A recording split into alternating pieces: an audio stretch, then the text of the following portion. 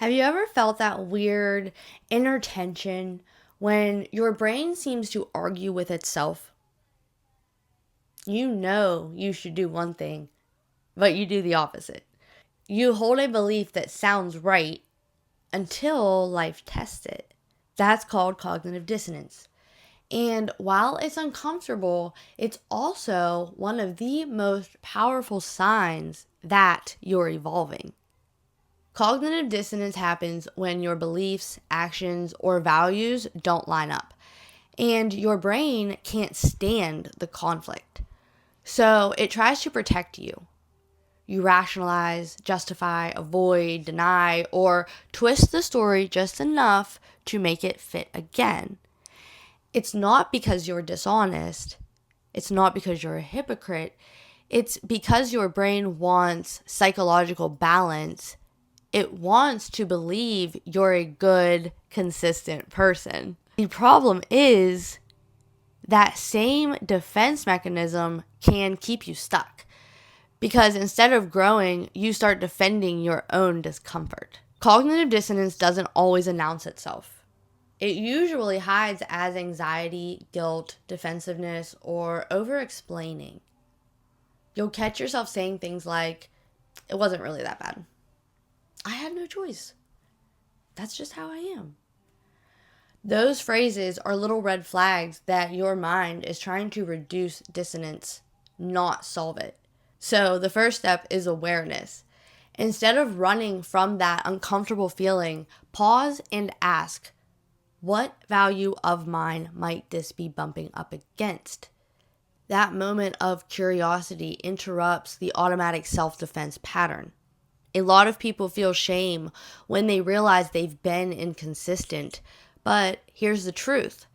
Inconsistency isn't failure, it's feedback.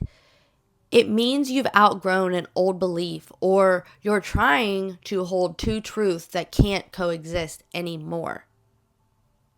So instead of judging yourself, get curious. Ask, why did I act that way in that moment? What was I trying to protect?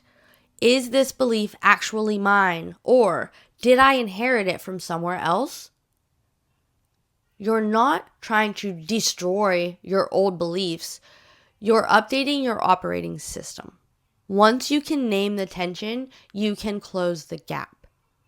You can do that in two main ways. 1, change your behavior to better fit your values, or 2, re-examine your beliefs if they're too rigid or outdated. An example can be, maybe you believe honesty is always the best policy, but you find yourself telling white lies to avoid hurting people. You can either practice more compassionate honesty or realize that kindness is sometimes your higher value in that moment. Either choice brings alignment. Because the goal isn't to be perfect, it's to be congruent. Dissonance doesn't just live in the mind, it lives in the body.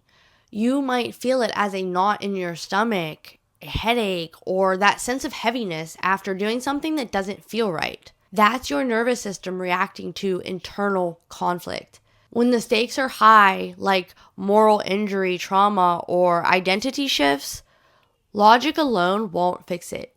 Your body needs to feel safe before your mind can update its story. That's where therapy, journaling, mindfulness, or somatic work comes in. They let your system integrate the change, not just intellectualize it. One of the best ways to curb cognitive dissonance is to practice sitting in it. Expose yourself to new ideas, perspectives, or feedback that challenge your comfort zone. At first, it'll feel like your ego's on fire, but over time, you'll build what psychologists call cognitive flexibility. That's the ability to say, I might have been wrong, and that's okay. That's growth. That's maturity. That's psychological strength. Cognitive dissonance isn't your enemy. It's your compass. It shows up when your external life stops matching your internal truth. Instead of silencing it, you can listen to it. Because that tension you feel, that's where transformation begins. You don't have to win the argument in your head. You just have to learn from it. So next time your brain starts to argue with itself, don't rush to pick a side. Take a breath. Pause. Ask what it's trying to tell you. That discomfort isn't a flaw. It's an invitation to evolve.